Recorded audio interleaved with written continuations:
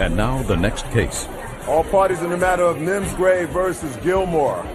Step forward. 19-year-old Brittany Mimsgray is suing her former friend, Samantha Gilmore, for the return of money she paid to go on a cruise. Samantha says Brittany backed out at the last minute. Miss Mimsgray. Yes. Miss Gilmore was a friend of yours. You had been friends for a long time, according to what I read in your complaint. A group of girls decided to go on a trip. Where were you going? We were going on a Mexican cruise. For how many days? A week. And what was the cost to each girl? It was $325 each. Very reasonable for a whole week. Yes. Do they feed you on this trip for $325 for a week? I actually don't know. I didn't go.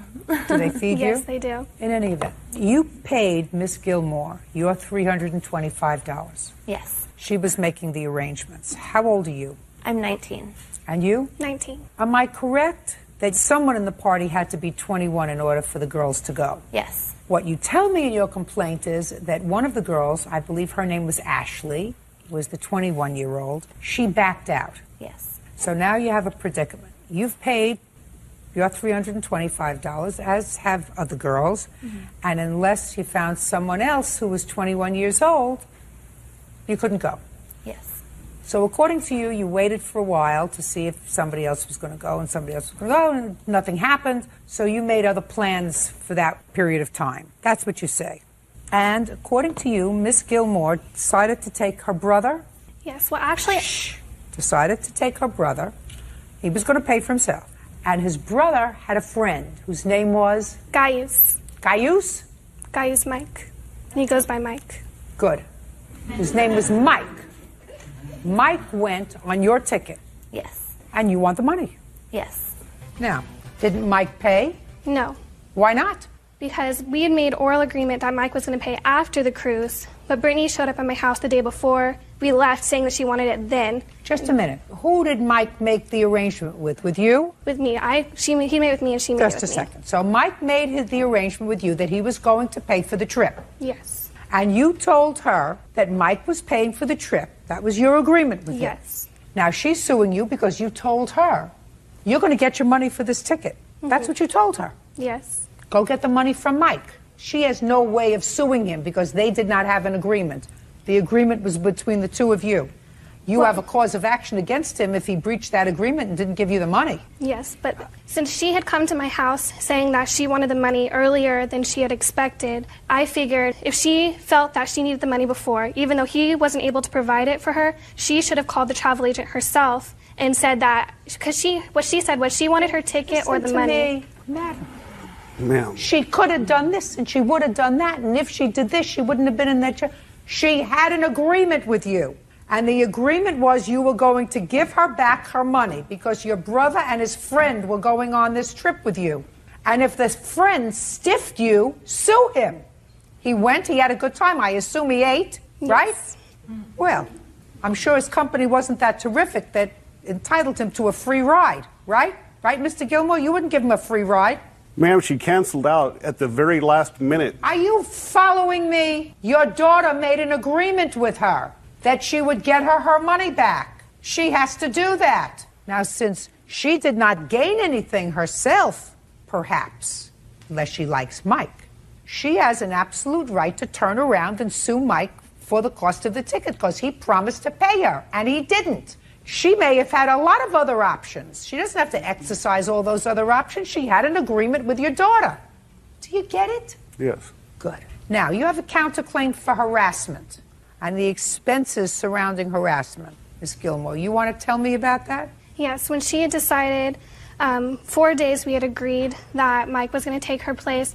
We had made the agreement that he was going to pay after, and she kept constantly calling saying that she wanted the money earlier, and I told her that I didn't have it and that Mike hadn't given it to me, and she kept calling me, harassing me, and showing up. She showed up at my house the day before saying she wanted the money or the ticket, and the option was that she could call the travel agent and say that she wanted her place back because I didn't have the money. So she was called me constantly, leaving me messages, called me when I was at work. That's what happens when she feels as if you were stiffing her money. That's not a cause of action for harassment. You have to give her the $325, and I suggest that you and your father, when you leave here, you go to small claims court and you sue Mike for the trip that he took, that he enjoyed, that so far he didn't pay for. right? Right. As between the two of you, you owe her $325. Do you understand? Yes. Good. Goodbye. Parties are excused. You may step out. She is getting the money, but hopefully she'll understand that it's from Mike I think it's very unfortunate that it had to end like this. and not me, and that it wasn't worth the friendship and it wasn't worth going to court over. I mean, if someone's going to try and ruin a friendship over $300, it's not worth it. Restaurant owner Nathan Hillesheim is suing former customer, 22-year-old Carl Thompson, for the cost to replace a storefront window and a neon sign. Carl is countersuing for medical bills. Yeah, it's case number 585 on the... Just take your hands out of your pockets. Stay right where you are. Thank you. Yeah, it's case number 585 on the calendar in the matter of Hillesheim versus Thompson. Thank you. You're welcome, Judge. Parties have been sworn in, Your Honor. You may be seated, gentlemen. Have a seat, please. Mr. Hillesheim, you own a restaurant? I do, yep. What kind of a restaurant is it? It's a sandwich shop, Herbert and Gerbert's. According to your complaint, Mr. Thompson came into your restaurant on a particular day. What day was it? February 9th, about 1:50 in the morning. And according to you, he came in intoxicated. No, he was drunk. That's what I said. .256. And he started a fight, and he went through your plate glass window. You want him to pay to repair the window. Plus the neon sign was broke, too. Mr. Thompson says in his counterclaim that one of your employees pushed him through the plate glass window, and he is counterclaiming for $5,000 for his medical bills and his pain and suffering. Right? That's your counterclaim. Yeah, exactly. How old are you, sir? 22 years old. Where had you been drinking on the night of February 9th? Well, I started at Scheid's bar, and I made it down to Brothers, and those are the only two bars. What time had you started? You know, honestly, I couldn't even tell you. Was it dark? Yeah, it was dark out. Who were you with? I was with a whole bunch of people, a whole group. There was like probably 15 of us out that night or so. Who went to the sandwich shop? It was me, Jared, my other roommate, Nate. How many of there were you? There was like 5 of us in there. How did you get there? I just walked. From where? Brothers Bar. And what did you go in there for? I just wanted to get a sandwich. When you got in there, what happened, Mr. Thompson? Basically, I was... Do you remember what happened? Yeah, I do. You weren't too drunk to remember? No. Were the police called that night? Well, yeah. Did they take a blood alcohol reading on you? Yes, I did. What was it? It was .256, but I must say this was after my arm was cut and I'd lost probably over a pint of blood. I don't know if that's going to affect my blood alcohol content. Nah, you got plenty of blood, sir. You got plenty of blood. It was a .256, yeah. So well over the legal limit. Yeah. But you remember everything that happened? Pretty much, yeah. Pretty much. After I lost all that blood in my arm, I started getting kind of out there a little bit. You'd been to the restaurant before? Yeah. Ever had any trouble there before? No, never. So tell me what happened when you walked in. Basically... No, not basically. Look at me and tell me what happened. You walk in with your 5 friends. Yeah, me and my friends went in there to go get a sandwich, and basically the next thing you know, I get... I don't want to hear basically. If you say you remember what happened, sir, I want to hear what happened. Don't look down. You want somebody else to tell me what happened? No. Yeah. Shh. Quiet. No. I'll get to you. Fair enough. I went into the sandwich shop. I was assaulted by another man. Nothing happened first. You didn't say anything to anybody. No. Okay, let's stop with you. Let's go. Were you there that night? No, I wasn't there that night. You were. Step up. Tell me your name. Name's Brett. Brett. Brett. Where are you? Where am I? Yeah, you're in a court. Do you have a last name? Keys. I'm sorry. What do you do in the sandwich shop? I'm usually a delivery guy, but at that particular night, I was working behind the counter. Do you remember Mr. Thompson and his group coming in? I do. You remember what happened? I do. You want to tell me what happened? Well, I was working behind the counter at the time, and I heard an altercation begin, so I walked around the counter and began wiping off the tables so I could make sure nothing got out of control. What did you hear? Right away, all I heard was just Mr. Thompson talking about this girl going home with this black male, and I didn't think anything of it at the time, but then... Do you remember what he said? I don't remember. I wasn't I could just hear him saying something. Your Honor, I could clear this up real easily, too, if you'd like. I get it explained. You weren't there. I know I wasn't, but... Then you can't explain. I've got a guy here, though, that actually can. Oh, you have another witness? Yeah, see, I think he was... Well, just a second. If you have another witness, I'll hear the other witness because this one is fuzzy. Okay. Where's the other witness? Dante? Gonna bring Dante out. Dante who? That's okay. Sorry, dude. John Blanks. Dante.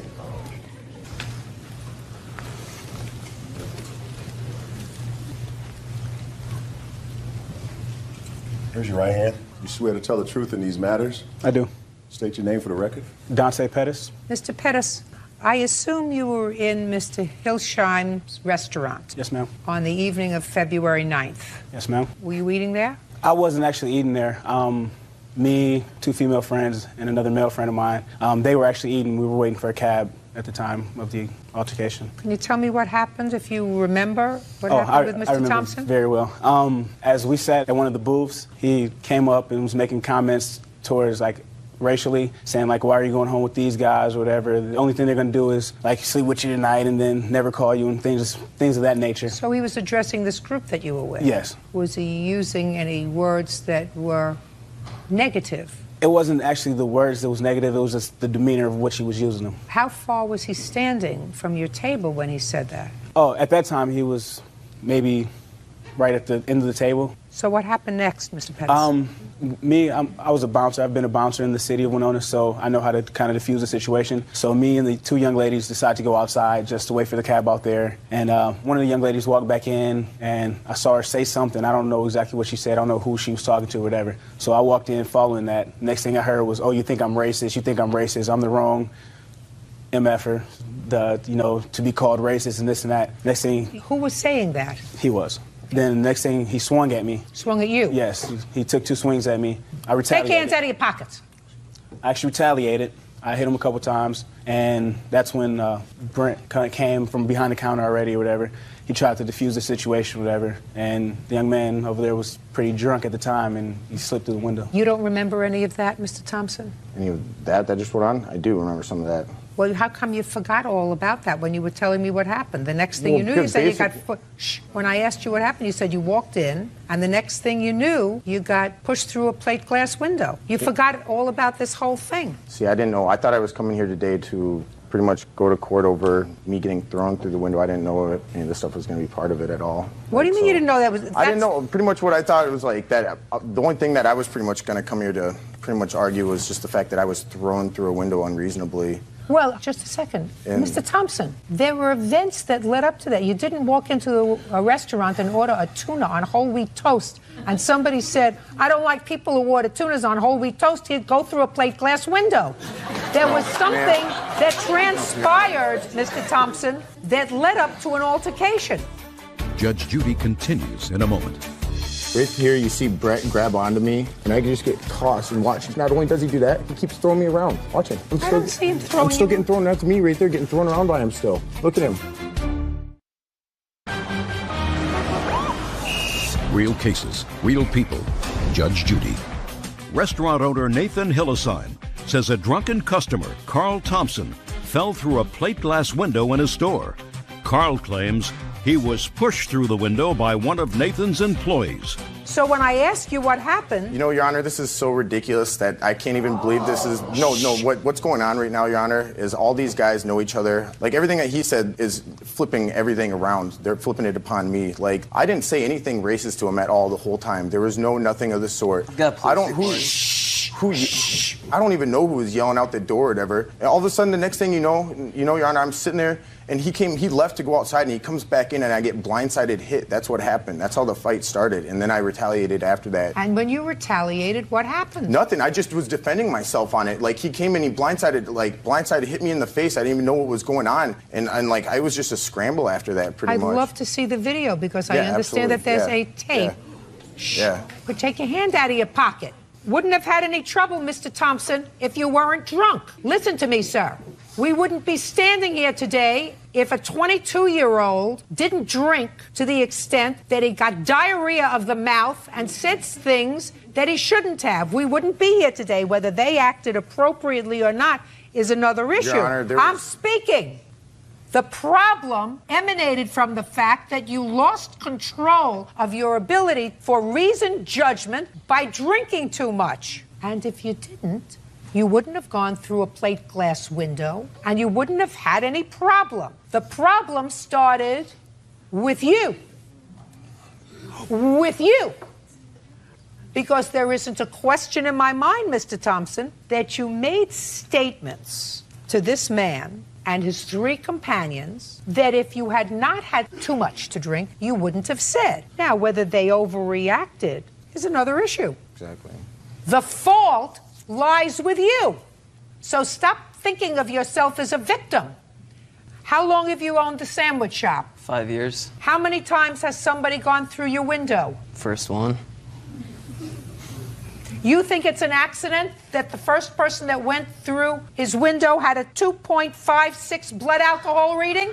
You think that that's an accident? Your Honor, once again... I'm asking you a question. You think that it's an accident that in 5 years, the only person that went through his window had a 2.56 blood alcohol reading? Your Honor, everyone that goes in there at that time of the night, Herbert's and Gerbert's is located by all the bars. Just a second. Is what you're going to tell me everyone who goes in there is drunk? No, but what I'm saying is that... Just a second. They have fights and there's always drunk people there, so... I said to you, fine, very good. So what you're saying to me is that in 5 years of drunken people going into his bar at 1 o'clock in the morning, you're the first drunk that went through the plate glass window. And I'm saying to you, do you think that that's some sort of serendipity?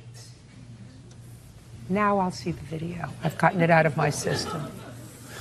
Idiot. And if I could, Your Honor, it's a kind of choppy video. It's not very clear at all. Could I have Brett to actually explain what goes on the video? You won't explain to me, sir, if I can't see it. Okay, cool. Mr. Pettis, can you tell me what's going on here, please? May I approach the Yes, TV, please. Thank you. If you see, this is like the group of people. I'm actually standing over here, and he's right there. He just took a swing at me. The video's kind of chopped up. He took a swing at me. I retaliated, and that's how everything gets pushed over. All right, so now everything is pushed over towards the window. Yes. Go ahead. It was like when we were all over here, he was separating us, and at that point in time is when he slipped through the window. Brett actually... Well, I don't see that point. Yeah, Your Honor, this is not clearly showing it at all. I have a better video on this laptop over here where I can clearly go through it frame by frame, and I've got it. I can clearly show this a lot better, Your Honor. Yeah, there was absolutely no Take your swinging. hands out of your pockets.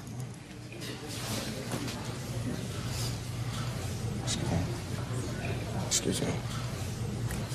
Okay. Let's see here. It goes frame by frame. Okay, you see absolutely everyone's just chilling. No one's really, I mean, he's just sitting there. There's some people. But you get to the point where you're going through the window. Yeah, exactly. I'm getting to it. It's frame by frame. You see Brett walk over right there. Right here, you see Brett grab onto me and he grabs me and kind of does a throw through the window a little bit. I don't see that at all. There I am right there. I wasn't stumbling drunk, Your Honor, not one bit. And I just get tossed and watch him follow me through there. Not only does he do that, he keeps throwing me around. Watch him. I don't see him throwing I'm still getting thrown out to me right there, getting thrown around by him still. Look at him. Does it look to you, sir, as if you keep trying to move forward as he's trying to take you back? That's after I'd already been through the window. That's after I'd already been through the window, though. And he still kept on me. Just a second. Yeah. So after you've been through the window, you're still off trying to get Dante? Is that what happened? Not at all. Well, no. that's what looks as if it's happening here, sir. No, not one bit. That's not it at all. Take it back. Excuse me. That is not one bit. He grabbed me and started dragging me. After this altercation, after he went through the window and he was still trying to come at me, that's when Brett had him trying to restrain him. When he went through the window, was he outside or inside? Well, he fell into the window. He was his lower half was still inside of the store, but the upper part of him was kind of outside the store. Got it. So when he got up, because I saw him get up he got pulled back inside the in. store. Yeah, he was coming after me again. My buddy that was still in there pushed me outside, grabbed me, made me go outside, and was just telling me to leave. That's when his other friend decided to come out, and I guess he had a few choice words for me, and he wanted the altercation to continue. You were there? Yes, ma'am. Up. Now, Mr. Orr, how many people got into an altercation that night? 2. How many people from your group? 1. Who was that? Carl. Carl who? Carl Thompson. Now, do you think that that's just a coincidence that of the 5 people in your group, the only one that was drunk got into an altercation? No, ma'am. You think that was because he was drunk? Yes. Did you hear him make any comments at all to Mr. Pettis and the group of people that he was sitting with? No, I heard no comments made. So you didn't hear Mr. Thompson say anything to them? No, the only thing that I saw is when he came back into the restaurant, and then I saw a punch go right at Carl's face. The police were called. Were you there? Yes. Who was taken into custody? Nobody. Nobody at all? Anybody arrested that night? No. How come? Well, I wasn't there, so my brother went down and handled it that night. Was there a police report? Yes, there is. I'd like to I think see this it. details everything I'd like pretty to well. see the police If you got any report, questions please. throughout this, Could you just answer my more question? than happy to answer them. Somebody who wasn't there, you sure have a lot to say.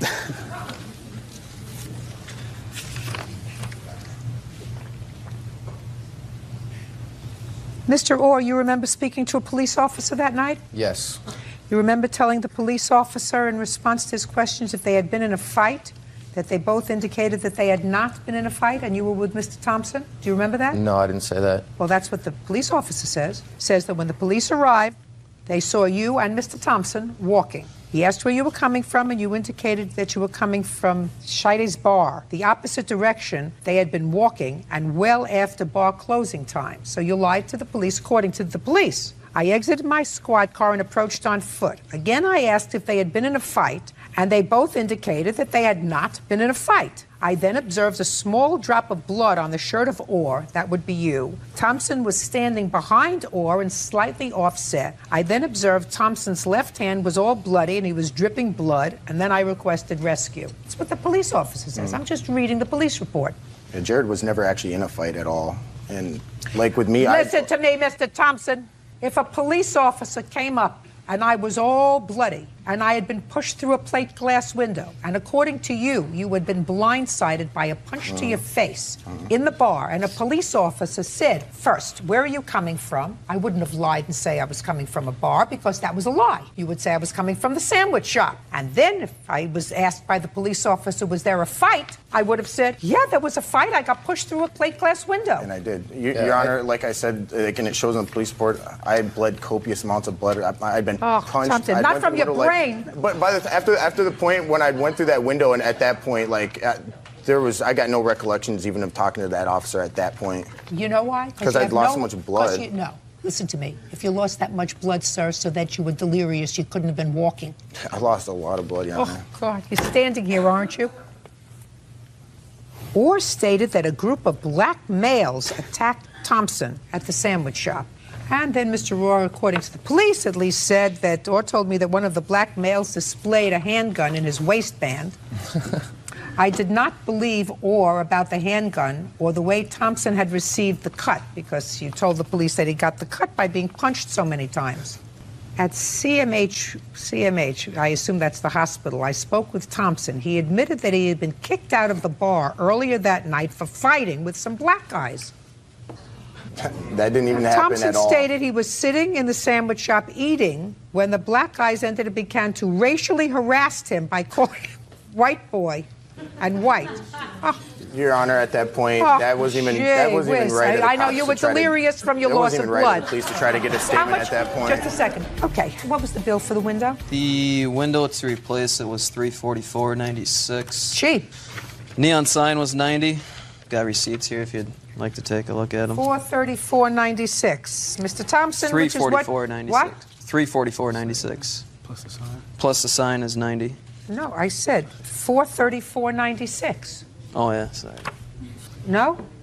Yeah, you're right. Let's do it again. And I did graduate college, sorry. No. I'm not good in math. I have one of these. All right. See, you're cheating. You're cheating. Right.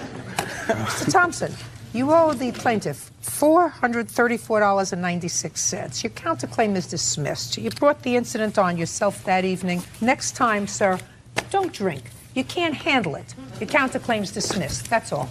Parties are excused. You may step out. From now on, I'm going to go to the city council of Winona. The guy was obviously drunk. And talk to him about Herberts and Gerberts and all their fights that go on outside of there. .256, that's more like a guy's batting average. And maybe, hopefully, we can get something done. Maybe they just shouldn't be open that late at night. 99.9% of the time, no problems. .1, this guy, whatever, we'll deal with it. 26-year-old Ashley Beischer is suing the father of her child, Joshua Schmidt, for a loan to buy a motorcycle.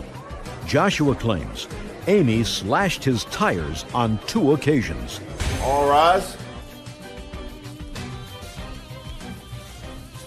Now, this is case number 521 on the calendar in the matter of Beischer versus Schmidt. Thank you. You're welcome, Judge. Parties have been sworn in. You may be seated. Gentlemen, have a seat, please. This used to be your boyfriend.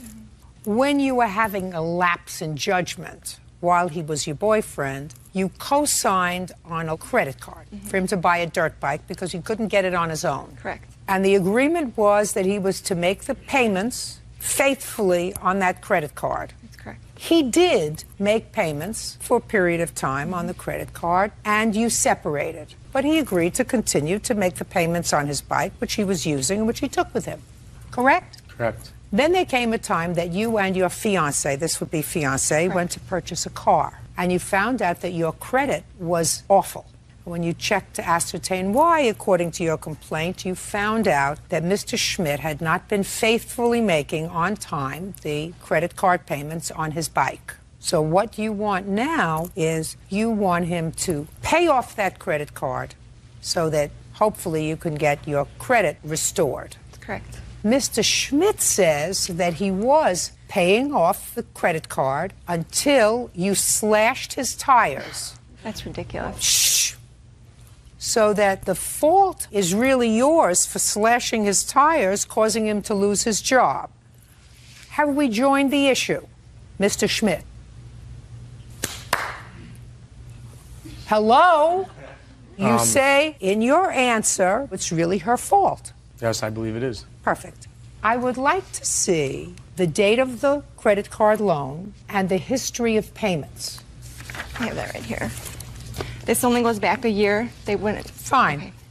Now, Mr. Schmidt, on what day, sir, do you claim your tires were slashed? On May of 2006, I had 2 tires on my vehicle that were slashed. And then also again in October of 2006, I had another tire slash on my car. Just a second. After which incident, sir, did you lose your job? The second. So it's really the October of 2006 incident that you claim caused you to lose your job. Yes. And fall behind in your payments. Yes. So it would be a fair statement, sir, that it wasn't until October of 2006 that you started making either late payments or skipping payments or anything else. Up until that time, they were okay. Correct. Okay, good. Your Honor, can I point something out? Shh. Maybe if I need some help. Well, sir, in September of 2006, which was before your tire was slashed, you had a late fee of $39. Okay. That's before, right? Yep. And in August, which was before your slashed tires, you had a late fee of $39.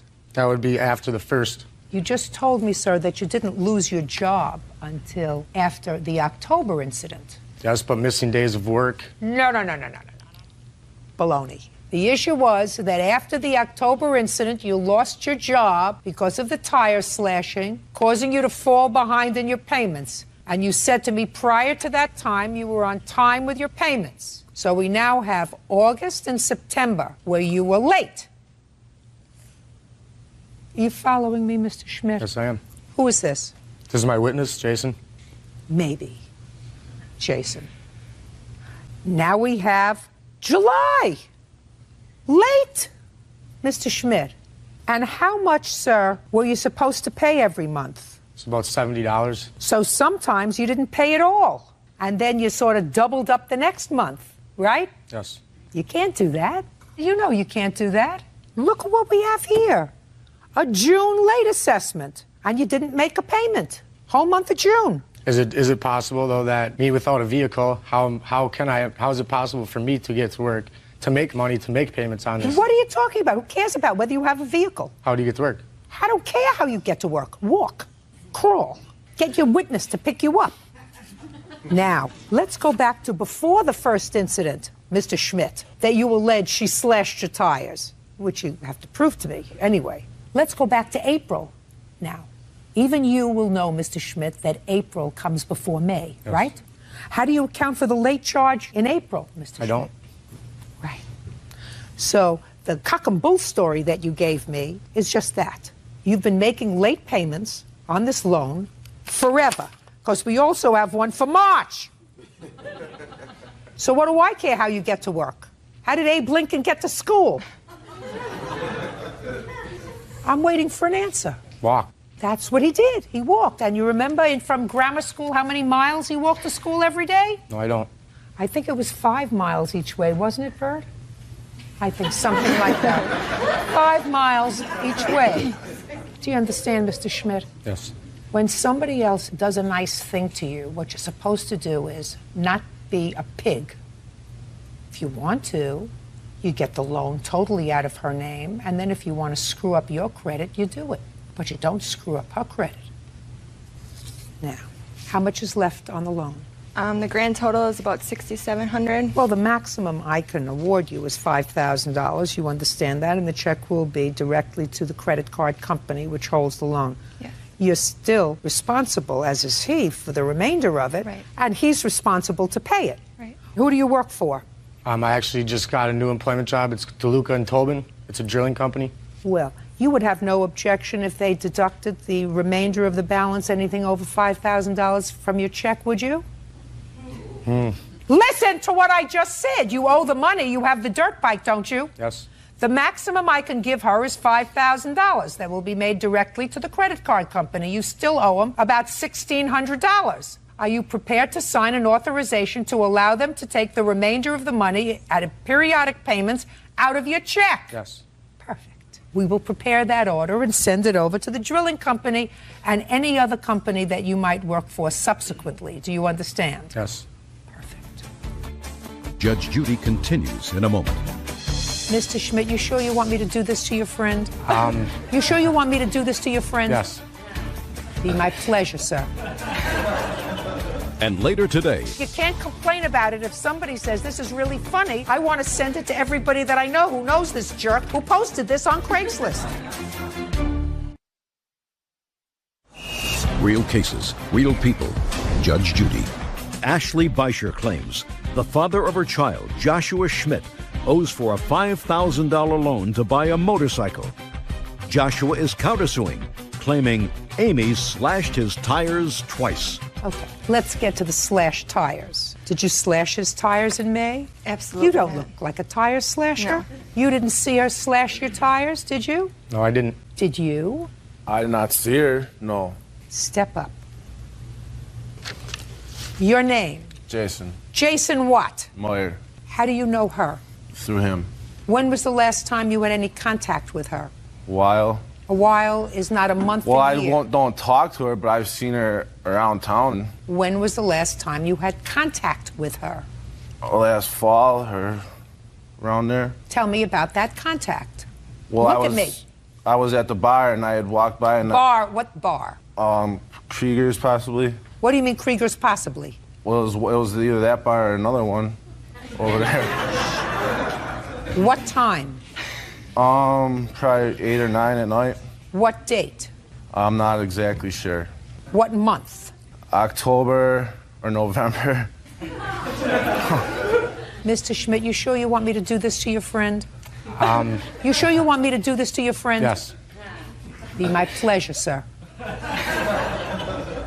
You're walking by the bar that you don't know on a date that you don't remember, in a year that perhaps you remember, and tell me what you believe you have that is germane to this case.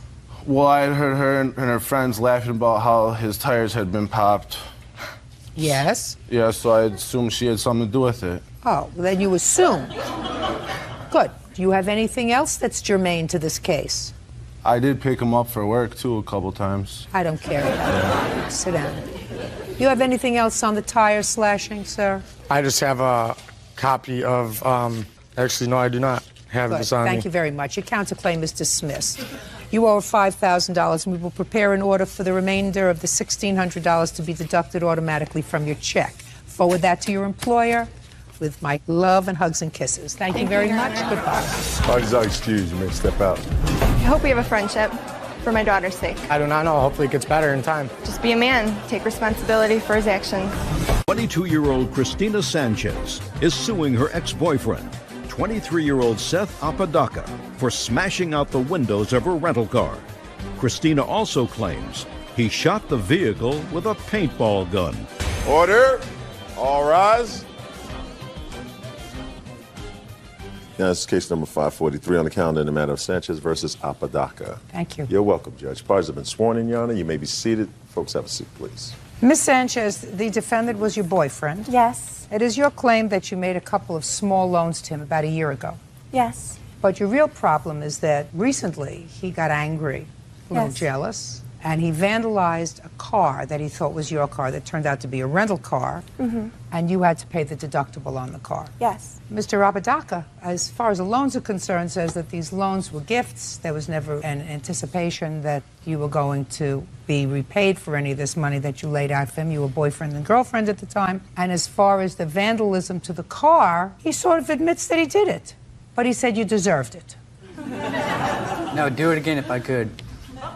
Okay. What do you do for a living, sir? I'm a machinist. What kind of machines? Computer program machines? You work for a company? Yeah, How long have you been working for them? about a year now.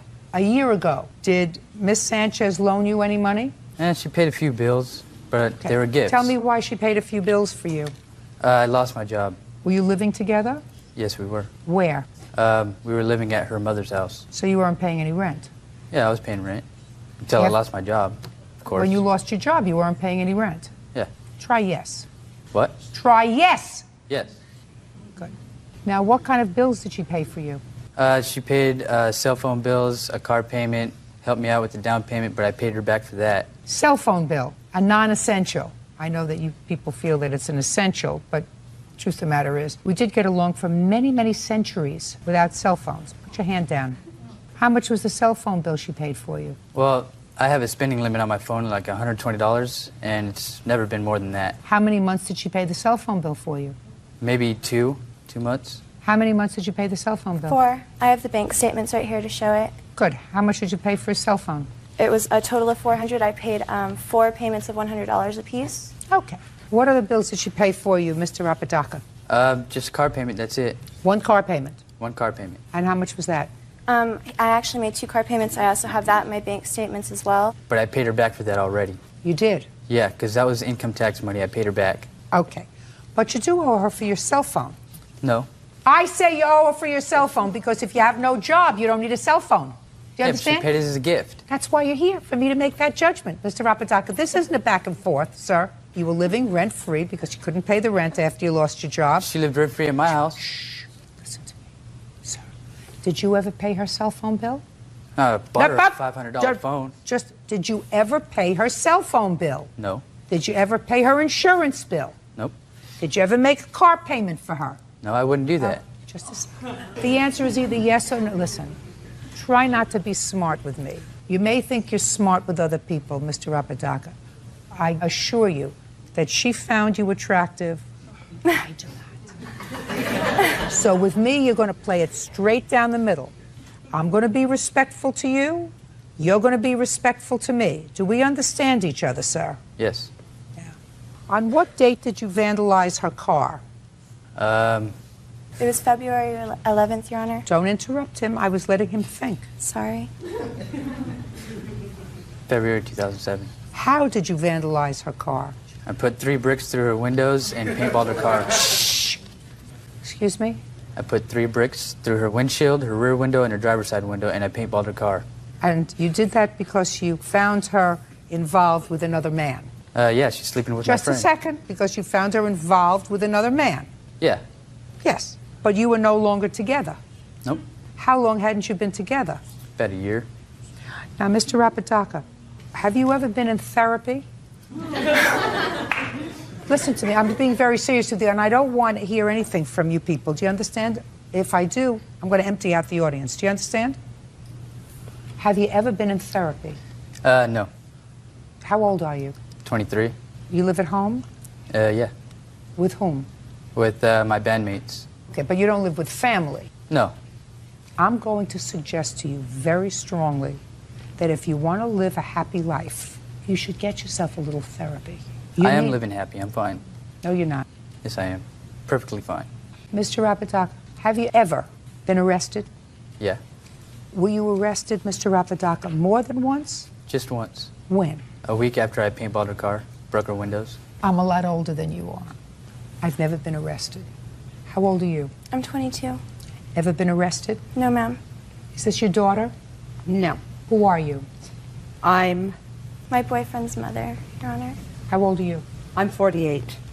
Ever been arrested? No. See, Mr. Apodaca, there were a lot of people in this room who were a lot older than you are cumulatively.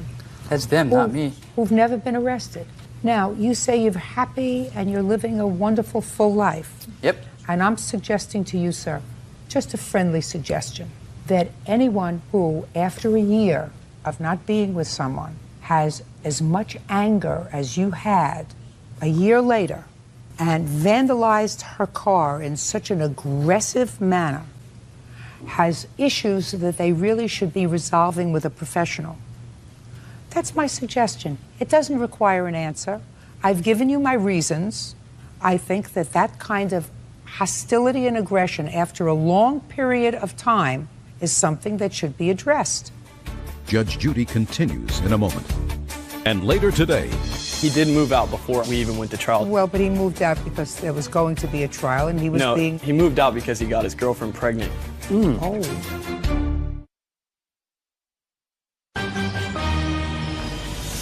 real cases, real people. Judge Judy.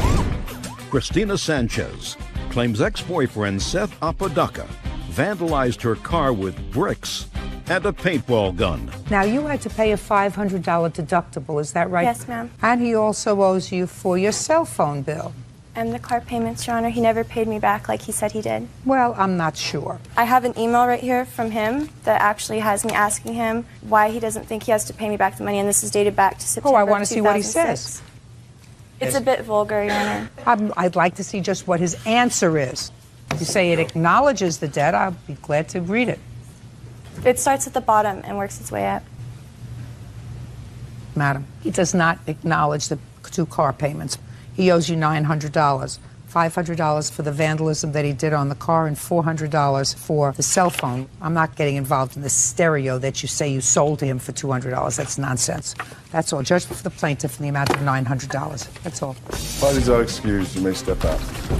She's psycho. She's always causing problems with me, always wanting to fight. I thought he was a good guy, and the fact that, you know, I thought we were going to be together. She has my friend. She's living my old life. But he wasn't. It was the first time that I had, seen them together. Can't help what happens. Like, you can't help who you love. I got angry, knocked on the door, wanted to call him out so I could fight him. He was there for me when Seth left, when I was pregnant. He didn't come out, so I got angry and smashed her car windows. I think it's just like the judge said, he needs a lot of therapy. When someone breaks up with you, move on with your life. Don't stick around the friends.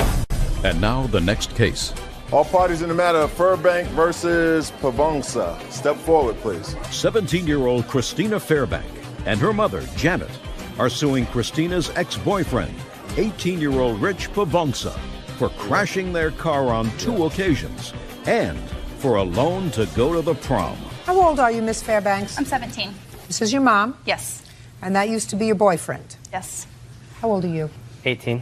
You went to high school together? Yes. Your complaint, Miss Fairbanks, is that you allowed Mr. Pavonsa. Is that the way you pronounce your name? Yeah. Is that close enough? Yeah, What's your close first enough. name? Rich. Rich. You allowed Rich to drive your car often, but on 2 occasions he had accidents with the car. Yes.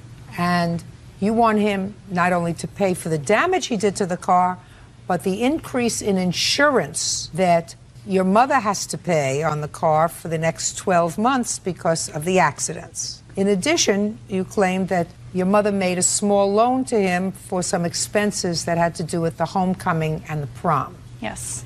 Rich says that it's all your fault that he was in these accidents, and that maybe he took $40 from your mother, but he spent so much more than that on homecoming and the prom that it's really ridiculous to even talk about the $40, right? Yes. Do you have a driver's license? Yes. Tell me the first time you had an accident with Miss Fairbanks' car. The first time was when I was going to pick up tickets at my friend's house. Her name's Bethany. And it was during a snowstorm. Then I was turning too fast. Then I slid right into the curve. And that's when I wrecked the car the first time. Did she give you the car to go to pick up the tickets? Or had you been using it for a while? I have been using it. So it was a pretty regular occurrence that you used the car? Yeah. I believe that, absolutely. Now, did you know he was using the car? He only drove the car when she was in the vehicle with him. That's not true. That's not true. No, it was true. I would only allow him to drive if I was in the car, except for those 2 occasions. What happened when you had this accident? I drove back to my apartment place and parked there, then called Christina and told her. What did he tell you, Christina? He told me that if I took blame for the car, then he would have paid me for it. So he said to you, why don't you take responsibility for the accident and tell your mother you were driving? Yes. Which is lie to your mother? Yes. And did you? Yes, I did. Now, when you lied to your mother about who was driving the car, I want you to tell me what you told her. Well, I told... No, look at me, like I'm your mother. Mom, what happened was we had some movies due at Dillon's, and so I decided to go and take them back in the very bad ice storm, which I really shouldn't have been doing, but I didn't want to pay a late fee on them. And as I was coming back to the apartment, I slid on a patch of ice and hit one of the rails at the apartment with my wheel, and it bent the axle into the wheel well. You remember her telling you that story? Yes, I do. Did you believe her? No, I did not. You didn't? No, because she was scared to drive on the ice. Just a second. So what did you say to her?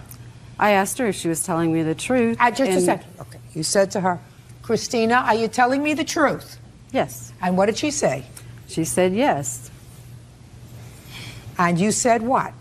That I really didn't believe her. But she stuck with the story. Yes. Just like she's sticking with the story that the only 2 times she let him drive the car without her in the car was when he had accidents. The car was always at my house. I don't always. Not these 2 times it wasn't.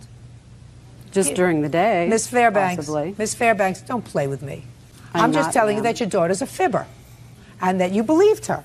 That's all. I'm not minimizing what he did. He had the accident. Now, whose idea was it to say that she was driving? Don't look over there. Okay. Look over here. That was my idea.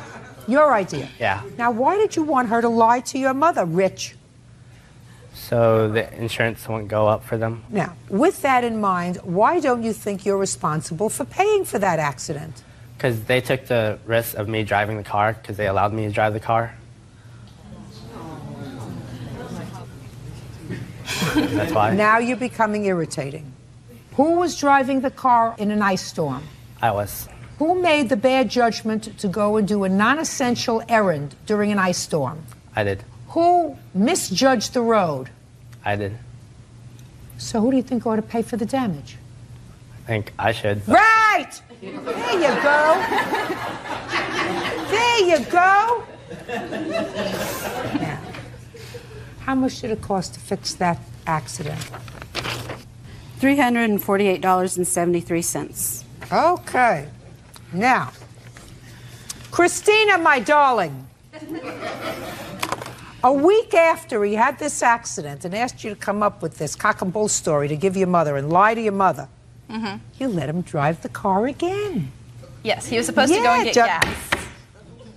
You let him drive the car again, all by himself. Tell me about what happened this time, Rich. There was cars turning in from both lanes, and it's a busy street in the morning because of school. And I thought I saw an opening, so I tried to take it. And a Dodge Neon came and hit me. So you misjudged oncoming traffic. Yes. Now, whose fault was that? Mine again. So let's go through the drill. Who was driving the car? I was. Who misjudged the oncoming traffic? I did. Who's responsible for the accident? I was. Who should pay for it? Me. At least he learns. Now, how much was it for that accident? I have a deductible, and How here's much? my $500. Okay, did you have it fixed? Yes, I did. So far, Rich, Yes. you owe Mrs. Fairbanks, not her fibbing daughter, but you owe Mrs. Fairbanks $848.73. Now, Christina, do you have a job? I did. Now, the next part of your lawsuit, you want him to pay for the increased insurance. Yes. He's not going to. You know who's going to pay for the increased insurance? You are. Because you let him drive the car. He's going to pay for the accidents. But your job is to reimburse your mother because it was your poor judgment letting him drive the car, especially the second time, because that was a bad accident, because he had already been in one accident. And as far as your mother knew, you were not letting him drive the car unless you were in it. That was a lie. And it was the wrong thing to do. There are consequences to your actions, and you're going to have to make up for that insurance if you want to drive a car. So go get a job, because he's not paying for that. But he is paying for $848 so far and 73 cents. Now, You want to give me this business about prom and what money you loaned to him? He had my daughter come and ask me for money for prom because he was running low and he was going to be graduating in May. So what did you say to your daughter? I wrote her the check because I was assuming that he would pay me when he got his next paycheck. So? Because that's what they were telling me. No, she. So far, I haven't heard anything from him. Go ahead. And so they asked for that money. And I also paid for their boutonnieres and their corsages. He told us that we needed to go up and order them and that when they came in, he would pay me. Is that what you said? No, I did not. Ms. Fairbanks, forget the prom. $848.73, Rich, yes, is what your responsibility is for wrecking this car. That's not their responsibility. Yeah. And Christina, sometimes when you do the wrong thing, other people suffer for it. You know who suffered for it? Your mother. You better make her whole. Get a job. It's all judgment for the plaintiff in the amount of $848.73. That's all. Parties are excused. You may step out. I would have appreciated him just telling me that he was sorry. I said sorry to her daughter. It was always whatever. It wasn't his fault. It was an accident. And he'd make up excuses for it and never would say, I'm sorry, nothing. Normal accident. He wanted to marry me and give me children and all that happy crap. Not gonna happen. When I found him cheating on me. Found someone new. He'd like to drift, where you pull the e-brake. I didn't do it with that car. Don't go for a guy for his looks. Yeah, I'm sorry. He has no looks. Get over it. I'll pay her back for everything. And now the next case. All parties in the matter of Christopher versus Dixon. Step forward, please. Charnita Christopher is suing her former friend and child care provider, Vashni Dixon, for her share of money paid to Vashni by the state.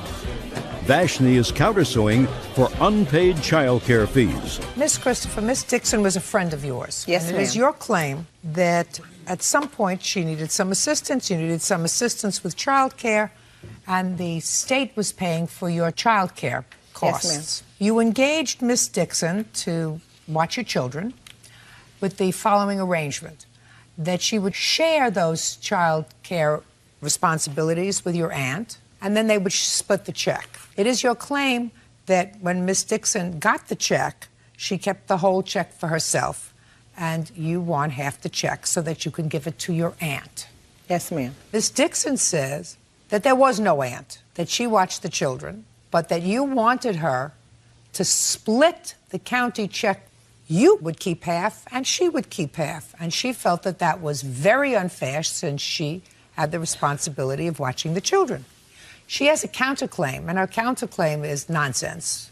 Her counterclaim wants you to pay the difference between what the county paid for child care and what she thinks she deserves for child care, the overage, because that's what it says in the contract from the state. Well, that's not the contract you had with her, Miss Dixon. When she told me, we made the agreement. Miss Dixon, that wasn't your agreement that she was going to pay you extra. She was supposed to pay me $4 an hour. The state was supposed to pay that to me. They did not. She didn't tell me that they wouldn't pay all of that. It's her responsibility to pay. It's not her responsibility. How is it not her responsibility? Because I say so. Because that wasn't your contract with her. Now, how many children do you have? 3. How long have you been receiving child care money from the state for the 3 children? Approximately a year. Starting when? It started again March 27th of '06. And where were you working in March? I wasn't working. It was for me to be able to look for employment at the time. Well, did you find employment? I found employment July 3rd. I was hired at Glamour Shots. So you're telling me from March 27th until July 3rd, the state was paying you to look for a job? Yes. To watch Yes, your ma'am. children? Yes, ma'am. When did she start to babysit for you? August 7th, 2006. And where were you working at that time? I wasn't working. Well, what happened to the job that you started in July? Oh, August, Glamour Shots. I'm sorry, Glamour Shots. Are you still working there? No, ma'am. When did you stop working there? It's very easy to find out by calling them. When August did you 15th. stop? August 15th. I have my check stubs. All right, so you worked there for a month. Yes, ma'am. And why did you leave there? Because they weren't giving me enough hours. Well, so you left that job because they weren't giving you enough hours and you went to a situation where you weren't working at all? Yes, ma'am. There was a lot of other issues with that job. So the county wasn't really getting a great bang for their buck by paying for your 3 children for daycare while you're looking for a job, and you had a job for a total of 1 month when you quit because they weren't giving you enough hours. Something doesn't sound right there, Miss Christopher. So she started working August 7th, And now, a week later, you're not working. So what are you doing when she's watching your children? Out looking for work. What does that mean? I have to go to the workforce center, and they work with me to help me look for work. Well, how many days a week do you go to the center? It could be 4, sometimes 5. Could it be 3? It depends on what my job counselor... When did you go to work? Where did I go to work? When? First is I when? haven't. I'm looking for work right now. My children are not in child care right now at all. So she started to work on August 7th. And when did you stop working? I left her house on September 4th, I believe. So you were there for 4 weeks. Yeah. How many hours a day did you watch the children, or did you live in her house? She'd leave around maybe 10 o'clock in the morning, and she wouldn't get back till like 8 o'clock at night. What about this aunt? Do you know anything about an aunt? I never heard anything about her aunt watching her kids before this. Where's the aunt? She's at home. She's not here? No. Well, how do you expect to prove to me that somebody else babysat for your children? I have the proof. Show me. What kind of proof are you showing me? Oh, it's the hours that my aunt kept the children. She typed this up. She has a license. I don't accept that, Miss Christopher. That's hearsay. Okay. Well, that's what I have. Well, your case is dismissed. My dear, she got a check for watching your children. You have no proof that somebody else watched your children. Ridiculous. Your case is dismissed, that's all. So is your counterclaim. Goodbye. Parties are excused. You may step out. Vashni knows that she did not keep my children for those days, and she knows that. She's a liar, and I don't appreciate liars. We were friends. She was like, well, I'll just quit my job and take half your check. I never agreed to it. That's just what she said. I helped her. How she was helping me, I don't know. I don't believe in friends. I have family, and that's it. I don't think Charnita knows what the definition of a friendship is. Nah, I'm done helping people. I know it's fraud. 26-year-old Nicole Hunsinger is suing her former live-in boyfriend, 25-year-old Brian Moss, for rent, an unpaid loan, and a cell phone. All rise. Now, this is case number 160 on the calendar in the matter of Hunsinger versus Moss. Parties have been sworn in. You may be seated, sir. Have a seat. Miss Hunsinger, this used to be your boyfriend. You lived together for a period of time. Your complaint is threefold. First, you say that you made a loan to him a little over a year ago. Mm-hmm. He needed some money for a lawyer and for some fines. And while he paid you back some, he still owes you money. Yes, ma'am. Second, that you ultimately broke up with each other. You moved out of the apartment that you were sharing and both contributing to, with the understanding that Mr. Moss was going to pay the rent. He ended up not paying the rent, and in order to preserve your credit, you paid the rent because you were also on the lease. Yes, ma'am. And then some nonsense about a cell phone. I hate these cell phone cases. You know, I think that they ought to abolish the ability of people to get cell phones for other people. If you can afford a cell phone, you get a cell phone. If you can't afford a cell phone, you don't get a cell phone. Aren't there still things on the street where you can put in a quarter and make a phone call? I'm not sure. It's been so long. I think that there probably are, or else you wait until you get home, or write a letter, or use a stamp, or something. I agree. But if you can't afford a cell phone out there in television land, don't get one. And don't get anybody else one. I want a copy of this for my kids. Would you do that? Yes. Yeah, I'll get you one. Thank you. Anyway, when did you move into this apartment together? February 13th of 05. And what was the rent? $425 a month, everything included. And your arrangement was that you split the rent? No, ma'am. We decided to, because I had more bills going out monthly, that he would pay majority of the rent and I would help him pick up whatever was left of the monthly rent. So how did you deal with that each month? Every week he would get money from his paycheck. He would put it in an envelope in the apartment. When rent was due, whatever money wasn't there to pay the rent in full, I would put in. Is that right? Yes, ma'am. So how much did you put in? I was anywhere from $50 to $100 a month I was putting in my own money that he was short. And what were you paying for? Car loan, insurance, student loans, credit card bills, the cell phones. Okay. And when did you move out? I moved out shortly after we broke up on July 1st. I called the landlord, said I was leaving, and told her why. Why were you leaving? I found out some stuff that he was doing behind my back, and that did not make me happy. And then we got in an argument. It got heated. I didn't like the situation, so I left. Did you make any arrangement with him about staying in the apartment, or did you just leave? I left, and I called the landlord, told her where I was and why I left. She said that if he would agree to go on the lease. That's hearsay. Now, she left in July. Yes, ma'am. When did you leave? I left in August, I believe. Think carefully. I think it was September, October. Think carefully before you give me an answer. October, August, September, or October? October, ma'am. Mr. Moss, I want you to try not to irritate me, sir. Yes, ma'am. I have a very low threshold. Yes, ma'am. So you left in October? Yes. October what? Beginning of October, ma'am. I'm not sure what day. I believe it was the 7th. 7th. Well, the 7th is into October, so you owed rent for. You left in July, so I assume you paid July's rent. No, ma'am, I didn't. Why not? Because he obviously had paid it because they didn't notify me that he didn't. Did you pay August's rent? Yes, ma'am. September? Yeah, I believe. Not yes, all of it, ma'am. Not all of it.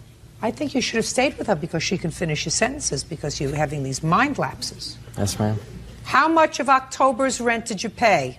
I believe about a little over $200, ma'am. October. October, nothing in the beginning. $425 in October. And how much of September's rent did you pay? A little over $300, ma'am. How much? I ended up having to put in, with his late fees and the remainder of the rent he didn't pay, it was $157.50.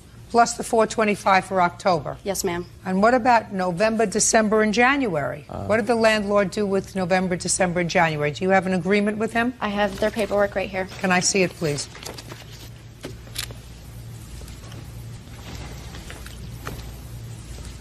On the second page, it's in bill form of what I paid. All right, Mr. Moss. Now let's have your defense with regard to this rent, which she paid to the landlord in the amount of $1,275, which covers October, November, and December's rent. Come on. Come. Well, she ended up moving out in July, leaving me with the rest of the lease. And from what I told the landlord, I figured that since she Why left did she move out, sir? We broke up, so she moved Why? out. Because she wanted to live somewhere else, I guess. You think so? Yes, ma'am. You don't think that there was any cause for her to leave? No, we just broke up, and that was it, and she decided to leave. Well, so it was an amicable breakup, according to you. It was just pretty much she broke up with me, that was it. Listen, do you know what the word amicable means? Yes, ma'am. Sir. Was it an amicable breakup? Amicable breakup usually means that two people sit down and say, listen, we have this lease, let's see how we can resolve this. You know, I can stay in the apartment and you leave, or you stay in the apartment and I'll leave, and this is the way we're going to resolve the bills, and this is the way we're going to resolve the loan. What was amicable at first, ma'am? It was at first. We agreed on some things, and it was. What did you agree on?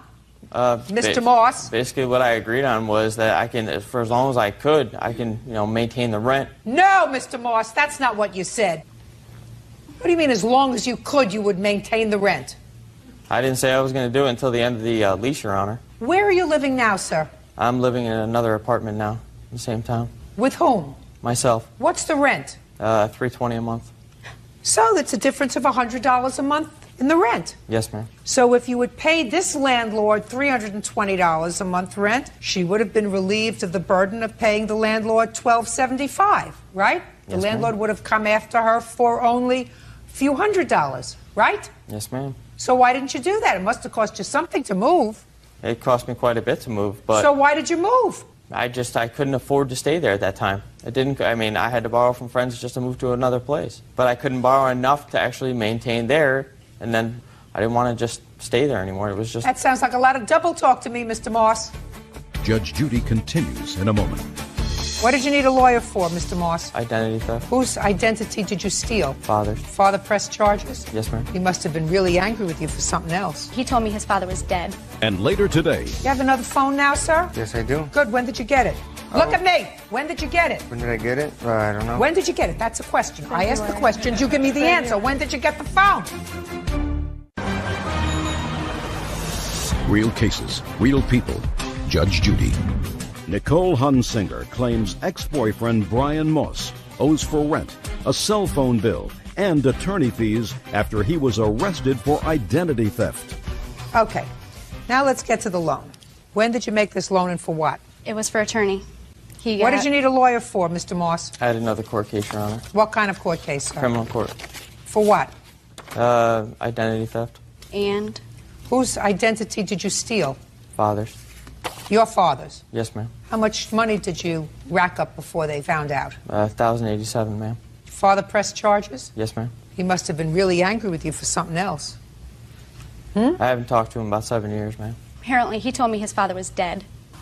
No, ma'am. Okay. Did you receive probation in that case? No, it was, if I didn't get in trouble for 6 months, it was a sponge. It was what? A sponge. It was just gotten rid of. You had an adjournment and contemplation of dismissal for 6 months? Yes, ma'am. Did you have to pay restitution? Yes. And what was the restitution? $1,087, I believe. And fines? No fines. And how much was the lawyer? Lawyer was $1,500, and that was it. And who gave you the money? Miss Hunsinger. But the retainer wasn't all the way borrowed. Shh. Sorry.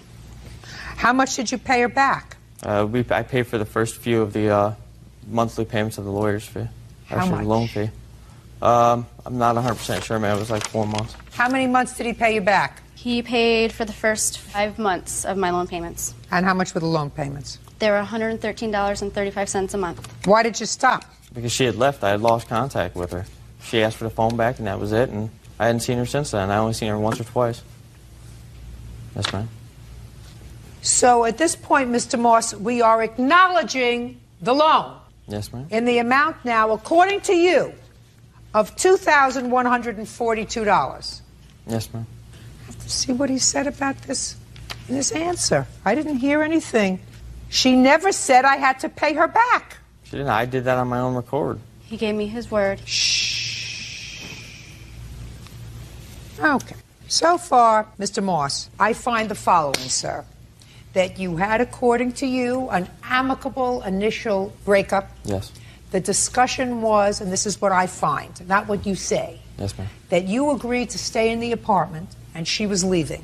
Yes. And if you agreed to stay in the apartment and she was leaving, that means that you agreed to cover the rent. And you didn't.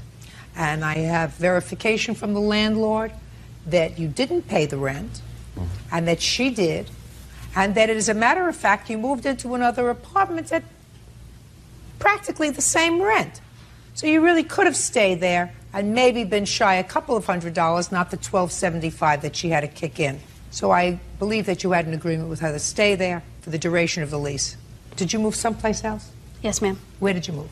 I moved across town with a friend. You pay rent? Yes, ma'am. How much? $465 split half, so it's for $232.50 a month I pay. Maybe if you had a friend, Mr. Moss, you could have gotten yourself that kind of situation. In any event, I also find that you owe her for the remainder of this loan that you stopped paying. That's $21.42. Those two figures together are $34.17. Now, I want you to do this cell phone really fast. I can... Miss Hunsinger. Real briefly, yes. Really fast, because you know how irritated I am with cell phones already? Yep. Go ahead. He's just said that we lost contact and this is why he wasn't giving me money. Well, the last loan payment I paid was August, which was a month after we had broke up. I did receive money for the August payment, so he had the cell phone in order to keep in contact, to make arrangements to get money to pay the bills. And, well, my cell phone bill here of 5,977 minutes. 5,977 in one billing cycle. Everything in this that's highlighted orange is a number, a dating service he was calling, and porn numbers on my dime. What months was he doing that? From April of 05 to October of 05. While you were even living, when while you were living together? Yes, ma'am. He was calling a dating service when we were together.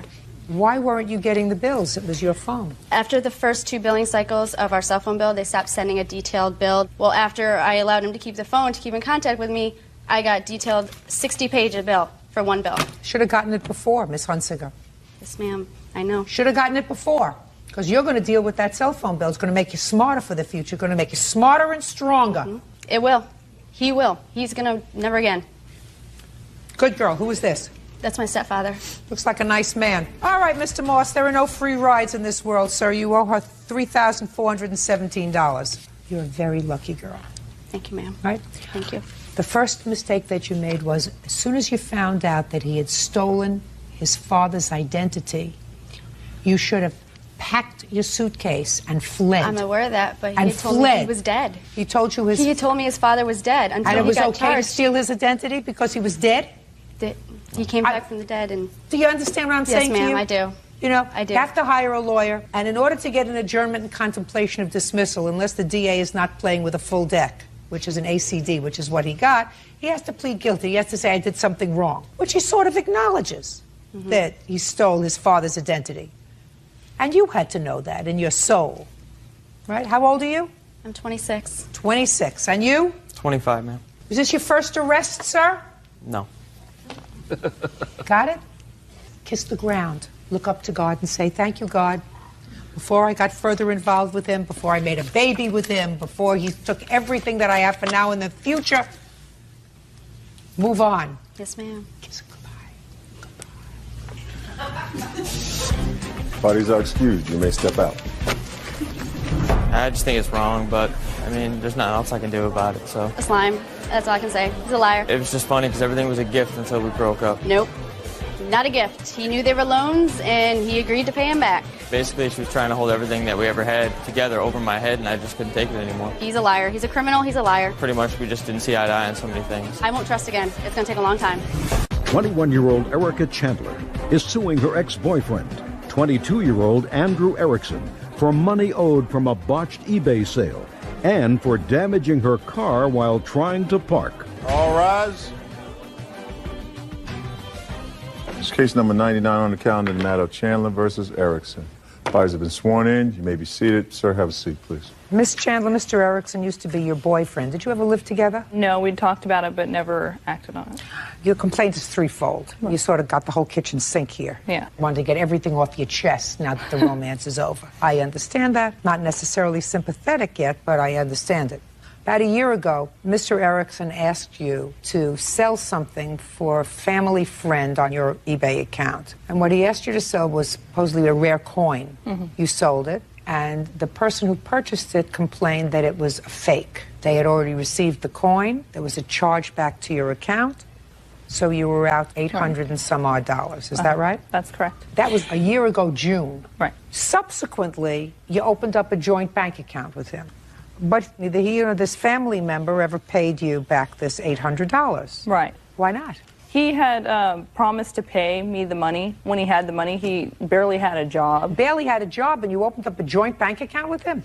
Why? It was to make money, Your Honor. It was to sell items on eBay for my aunt. I agreed to go into it with him. Why? In order to pay back some of the money from the coin with the items that we sold on eBay. He had no job. It was your aunt's property, your money. Why would you open a joint account with him? Because he would have been able to help me like package the stuff and get the stuff ready to go, and which would have been worth money. So I agreed to open the bank account for him with him so that I wouldn't get caught in case something like that happened again. Miss Chandler, I don't think so. I think you opened up a joint bank account with him because you were smitten with him. It was strictly for eBay, Your Honor. We didn't have any other money go into there other than stuff for eBay. Well, that's interesting because the second cause of action that you have is for some sort of overdrawn check that he put in the account. Right. That was for my aunt's check bounce, the one that I wrote to her for the items that she'd given us to put on eBay, you know, because we were only taking a percentage to sell it for her. And so my aunt's check bounced. And what does that have to do with him? Because he was on the account with me. And the reason that it bounced was because of him. He is the only person that took money out of that account. So what you're saying to me is, Miss Chandler, that this checking account that you had was to be used for eBay, but he used it for other things. Right, which I wasn't aware of because That's what happens, Miss Chandler, when you open up a joint checking account with somebody. That's why I'm saying to you. I want you to understand that I'm not suing for any of the money that was in the checking account. So what are you suing for? The only thing that I'm suing for is that it is negative now, close to $500, which I am partially liable for, and Absolutely. I didn't make any of the charges. I have all the documentation right here. Listen to me. Then you are asking the court to find him responsible for that $500 negative balance. Right, which he caused. Well, I'm saying to you, you're asking me to go back, look at this joint bank account, which either of you can take money out of and either of you can put money into and say who put money in and who took money out. And I'm not prepared to do that. They're all charges from him. So? I just don't feel that I should be responsible for a negative balance that he solely caused. And he told me that this was after the fact because he told me that he took my name off the account. The negative balance only happened after we broke up. Different story. When did he tell you he took your name off the account? Let's see, the 9th month, September. Mr. Erickson, Never said that, Your Honor. Were you no longer together in September? That's correct. Well, then why would you have a joint bank account with her? We never closed the account together, Your Honor. That's Well, all. then, Mr. Erickson, Yes. if you were no longer together after September of 2005, and the withdrawals that were made were yours, The majority of after them- September of 2005, After September, I've never used it, Your Honor. show me, after September. From here on, Your Honor, all the highlighting in pink is all from his card. You can just flip through the pages there. And I had no idea. Is my name on that, Your Honor? No, but the card number is. Right, but I'm saying it could be her number. If you flip to the beginning, Your Honor, there was one charge that I made while we were still together, which will be highlighted in yellow, which will show my card number. It should be for the amount of $825. $100. You have two totally different card numbers. That's correct, Your Honor. Okay, so you took all this money out for whatever. You went to McDonald's, you bought something for $2, you put it on this thing. You had an ATM withdrawal, cash withdrawal, $20. Cash withdrawal, $927. On your card, sir, $461. So you used this card after the two of you broke up? Yes. Okay, so why should she be responsible for that? She used it too, Your Honor. And most of the money we made on eBay. No, she didn't use it at all after September. Okay, Your Honor. But what I'm saying is, the stuff we sold on eBay, $70 of that was the stuff that she brought in. Everything else, I brought in. I sold on eBay, I shipped it, everything. That's what I'm saying. What I'm saying to you is if you broke up in September, I believe her when she said you're going to take her name off the account so that she's not responsible for it anymore. That sounds logical. And your negative balance now is $500. Let's talk about this coin collection. Did you ask her to sell this coin collection Yes, for I you? did, and it was on her account. Yes, I know that it was on her account. Yes. And it turned out to be a fake. Your defense to that is she should have been smart enough to have it authenticated. That's right, Your Honor. She should have taken it to a coin shop before we sold it and got verification. Why didn't you do that? It wasn't on my account, Your Honor. I wanted her to sell it on eBay. She should have had the, decency to do it herself. Who was this friend that you got the coin from? Friend of my mom's. Name! Marianne. Shh, just a second. So I'm going to tell you what I'm going to do, sir. Is she still alive? Yes, she is. Good. You pay for it, and then you sue her and say, I've been forced to make this payment, and you have to pay me. Okay. Instead of standing there and just looking pretty. You got to have something up here. Beauty fades, dumb as forever, Mr. Erickson. Yes, Your Honor. Works as well for boys as it does for girls. Judge Judy continues in a moment. I don't think that you seriously anticipated that he was going to pay you to have this car fixed. And if you did, then you were operating in fantasy land. And later today, I can tell the difference between a made-up story and a story that has the ring of truth to it. What she just told me has the ring of truth to it. Do you understand? real cases, real people. Judge Judy. Erica Chandler claims ex-boyfriend Andrew Erickson owes for a botched eBay sale and for damage to her car. Now, the last part of your lawsuit, Ms. Chandler, says that he damaged your car while you were together. You want to tell me about that? Yes. When was it? That would have been March 4th of 2005. He told me, Your Honor, that...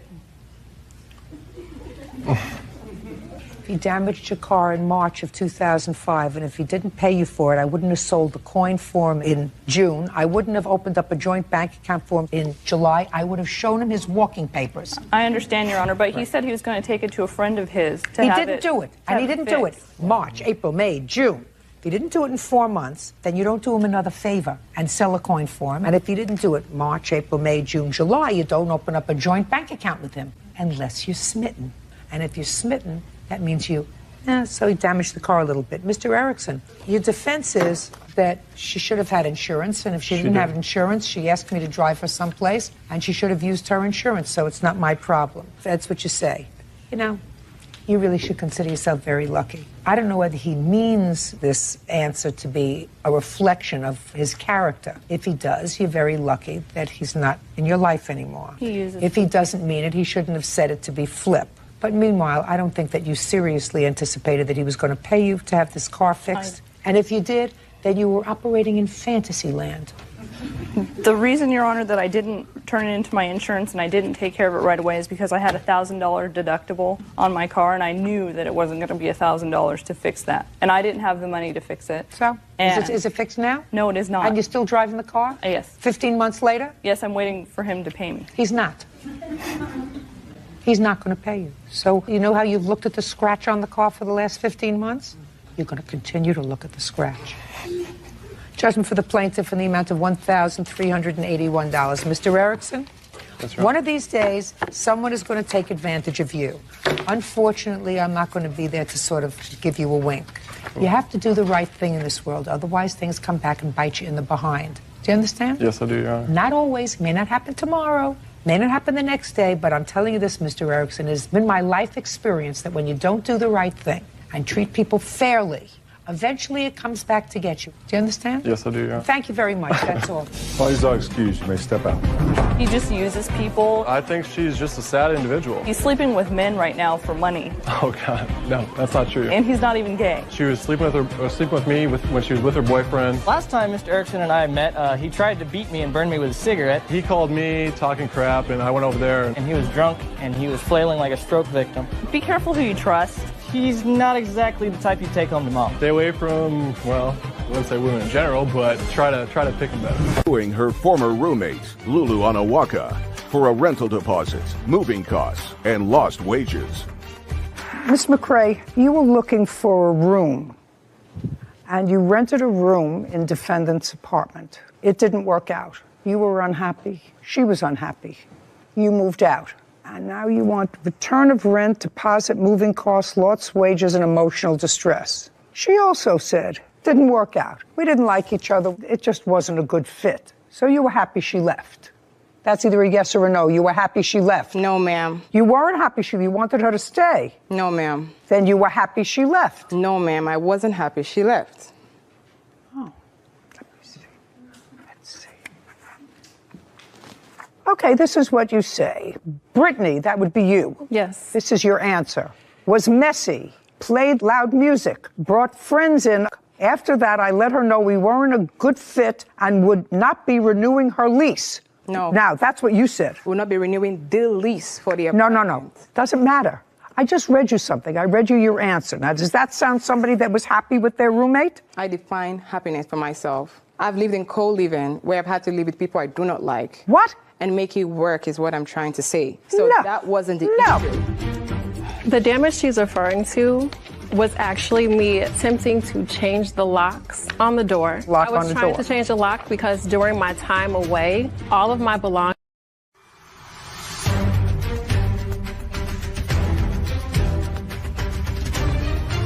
Brittany McRae claims her former roommate, Lulu Onawaka, owes for a rental deposit, moving costs, and lost wages.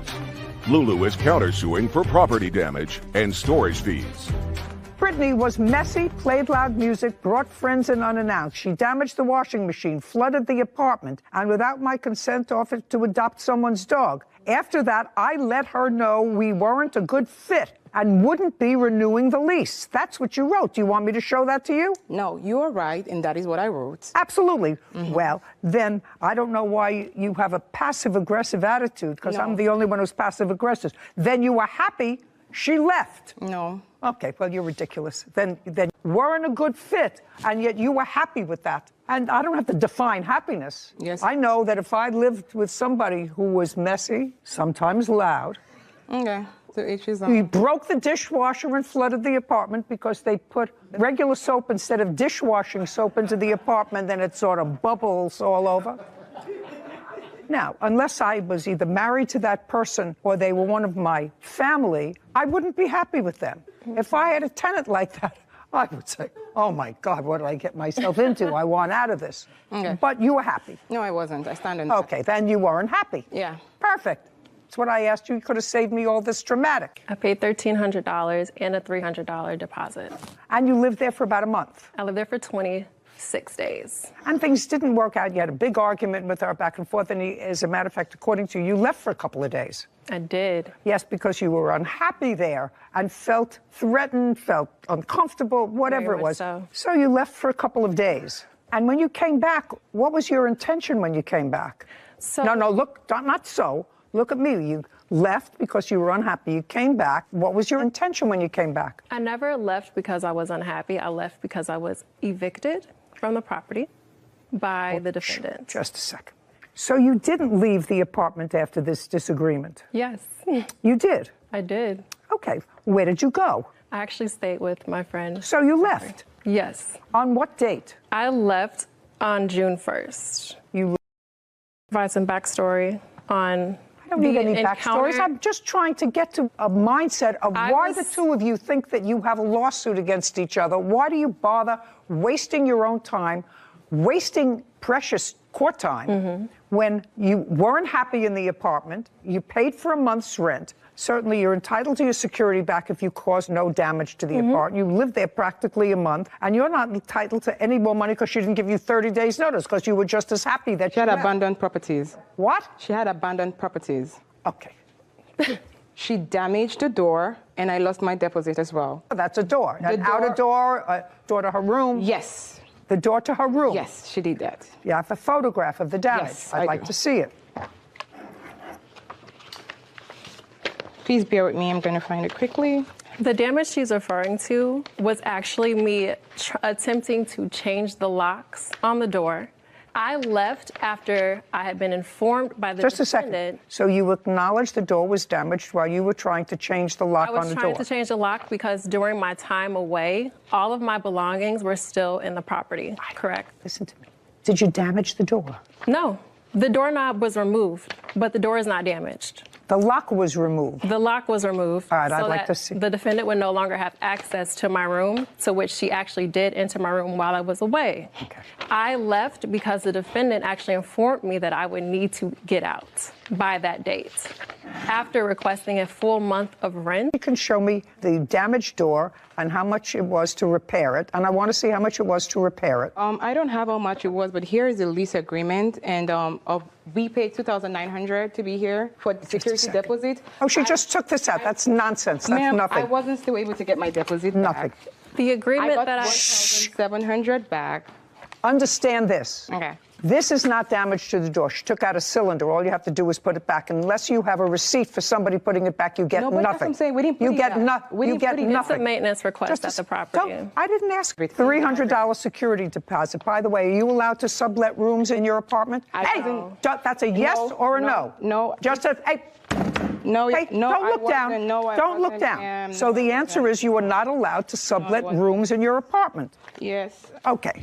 Yes, you are not allowed to sublet rooms in your apartment. She gets her deposit back. We're done. Thank you very much. Court is adjourned. I didn't concede to her requesting me to clean out a garbage at the apartment, and at that point, she lost her entire senses and asked me to move out of the apartment. Always pick your roommates more carefully. Okay, so I don't have anywhere to go really on this case except to suggest that people who feel good, look like they have a job, look as if life is otherwise okay for them, and they move into this rental situation, which is very difficult. I never could understand it. To move time schedules, I always thought that that was fraught with danger, and it keeps me in business here. But here you have two women that were both unhappy. You had an unhappy tenant, an unhappy landlord. You had a lease, but both of them were unhappy. It really didn't cost either of them anything. Plaintiff says she didn't get 30 days notice, so she should be compensated for $5,000 in her moving costs and storage fees, some other things. It seemed like a wash to me when I read the papers. And to have your happiness after the end of constant struggle or battle with each other seemed like a win to me, but apparently it wasn't enough for them. Apparently not. Well, unfortunate. But she's entitled to a security deposit back. In business. Court come to order. All rise. Have a seat, everyone. Hello, Judge. Case number 212, Duenas versus Cho. Thank you. You're welcome. Ms. Duenas, it looks to me from your papers that you decided to go into a business with someone. Yes. With whom? With the defendant, Brian Chow. And you know him how? He's a family friend. And you know what his business is? Yes. What is his business? He currently sells reticulated pythons, snakes, exotic animals, monitors, lizards. And you like those things? My ex-boyfriend did. Did you? I was more for the investment part. Okay. I was the investor at the time. At the time you reached out to this family friend who was in the exotic snake business, your idea was to create a business. No, Your Honor. It was actually the defendant's idea. I don't care whose idea it was. Your idea was to create a business with your ex-boyfriend. I agreed to the business, but it wasn't our idea. Whether you agreed to the business or not, you invested money in the business. Yes. Which means that unless there's something wrong with you, and I see that there is not, you wanted to go into business with the defendant. Yes. So let's be easy. Okay. And at the time that you wanted to go into business with the defendant, I'll get to what the nature of that business was in a second. I know it had something to do with that wonderful-looking snake. You had a boyfriend. Yes. And the boyfriend liked snakes. Yes. And you went along with the ride. Yes. What month and year were you still with the boyfriend when you decided to go into the business, which you will explain to me? Back in November of 2019. So right before COVID. Yes. What was your boyfriend doing at the time? He was working at an airport. And he and Mr. Cho were friends? Yes. How long had you known him? 2-3 weeks, Your Honor. Where did you meet him? He came into my store and acquired I didn't ask you anything. That's how you met him? Yes. I'm going to get through this case and get this lovely thing out of the courtroom as quickly as I possibly can. Well, some people find them exotic and gorgeous. I find them a little bit squirmy. So in November 2019, boyfriend and you decided to go into the business. Explain the business that you invested in. I invested on 5 reticulated pythons in his shop, and together we were going to breed them and make a profit out of them. So the intention was never for you to take these pythons to your residence? No. And you understood that? No. They're buying the snake, Your Honor. Okay.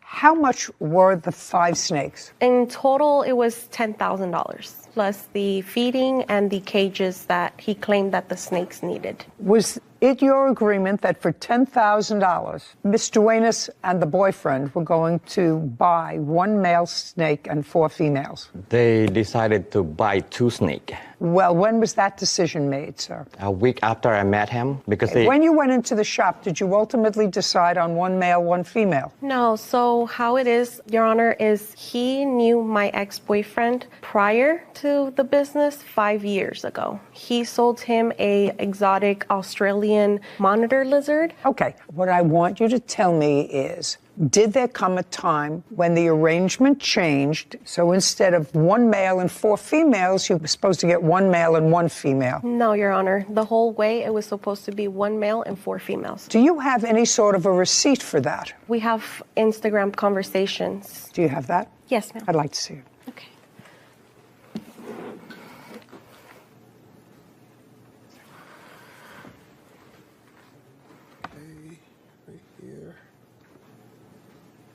One male, 4 females. The guy's asking $15,000 for all, and then he says, I'll drop it to 12. Then somebody, I don't have 12 now. I just spent a lot on my monitor.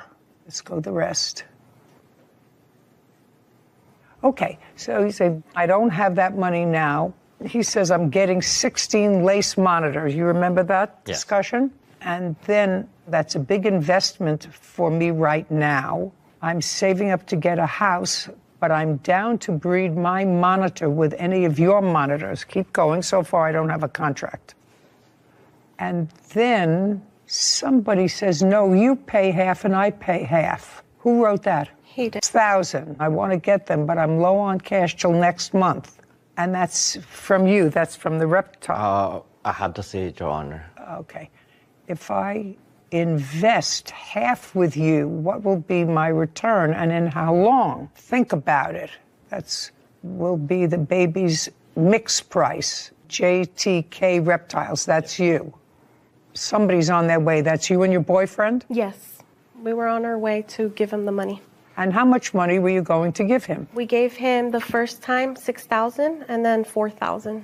A total of $10,000. You received that? Yes, Your Honor. And what did you purchase with the $10,000? If you look at the message from there, what she showed you is they pay half of the 5 snake. Means they get 2 of the snake, and I get 2 of the snake. They've been lying to you guys since day one. They want to purchase 2 snake. Then I told them, like, if you look at the message, I can use my male to breed it to your female. It's an investment for you guys, not for us. It's no us. It's not with them at all. Mr. Cho, were they supposed to take possession of the snakes? They're supposed to pick up the snake. That's why they come to the store with it. Which snakes were they supposed to take possession of? One right here and one out there. Is that a male or a female? This is the female. Has she had babies yet? No, I don't breed her because she don't belong to me. And how old is she? Right now, she should be about 6 years old, going 7. How long do they live? Over 30 to 40 years, depends on how you take care of them, like I take care of them. And there's another one outside the courtroom that's the same as this one. Yes. Also a female? Yes. And you gave them the $10,000. He acknowledges the $10,000. So we have a verbal contract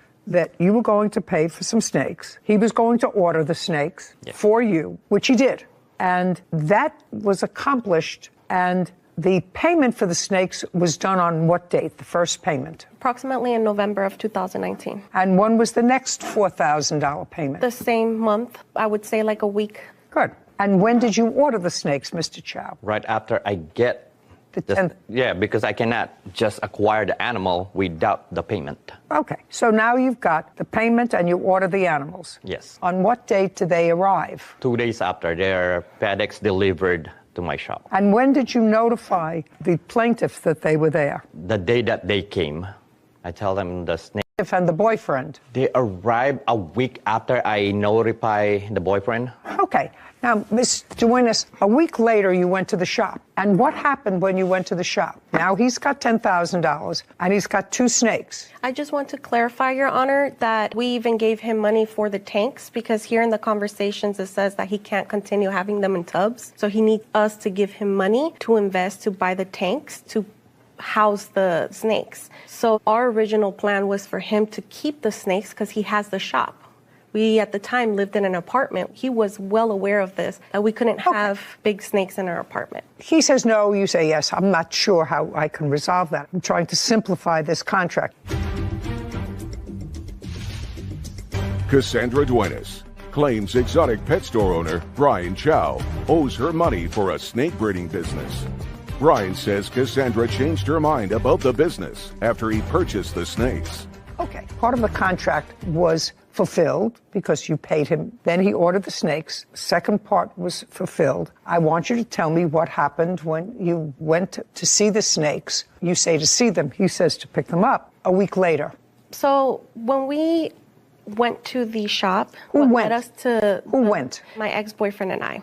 What led us to there is because after he obtained the snakes, he was not reaching out back to us. He was just a week later. Yes. You went to the shop. Mm-hmm. He notified you that the snakes were there. Mm-hmm. There's no question about that. Now, you went to the shop for what purpose? Because he switched it and then he said it was 2 snakes when originally the plan was 1 male and 4 females. That 1 male was going to breed with the 4. So right out the back, he lied to us what our agreement was here, that he clearly texted us and said 4 males and 1 female. So it was 5 snakes. So we went to the shop. Yeah, but there was a problem there with pricing. In the Instagram messages, a suggestion, because some of the texts were unavailable.